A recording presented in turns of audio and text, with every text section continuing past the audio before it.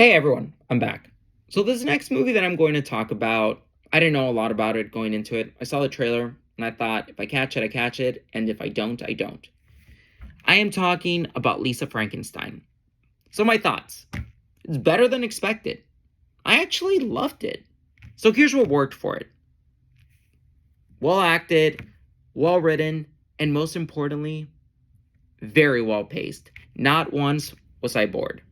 For starters, Catherine Newton. Haven't seen much of Catherine Newton, but as the lead Lisa, she proved her worth. She led this movie from beginning to end. I hope that she gets more work after this. She's a solid actress. Cole Sprouse. I grew up with The Sweet Life of Zack and Cody. Not a fan of Riverdale, but I've seen enough episodes to know that Jughead is the best character in that show. Cole Sprouse, the best performance in this movie.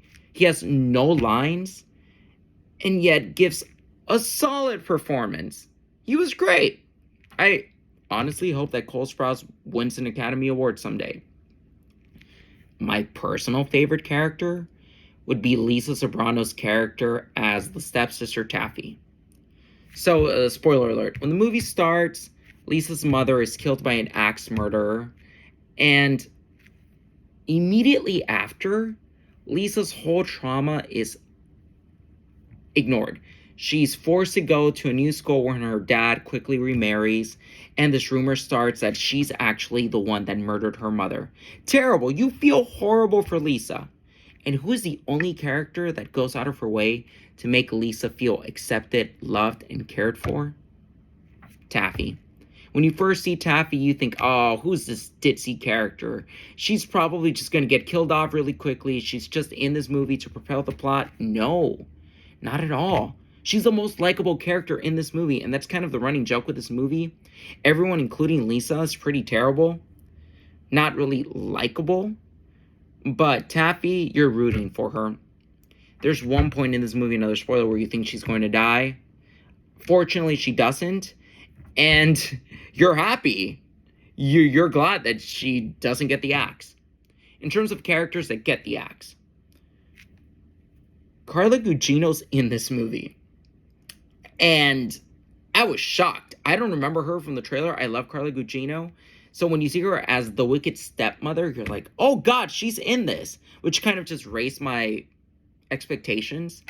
I thought, well, she's in this. And she's introduced early on. So you're thinking, this movie's probably going to turn out to be pretty good.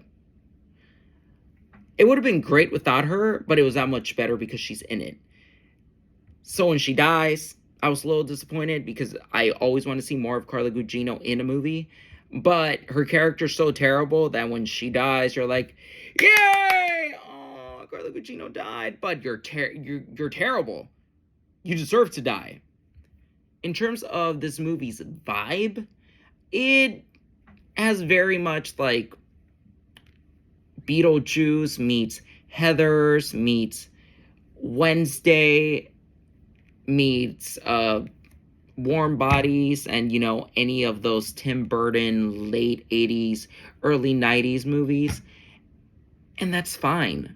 I feel like everything nowadays is inspired from something that was made like 20, 30 years ago. And the trick is to be its own thing. I think Lisa Frankenstein excels at that. I loved it.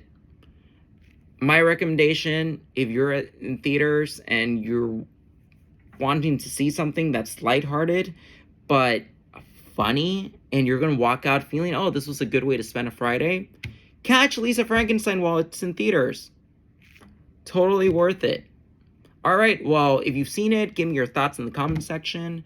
And remember to click the subscribe, the like button, so that I can keep doing what I like doing most, talking about movies.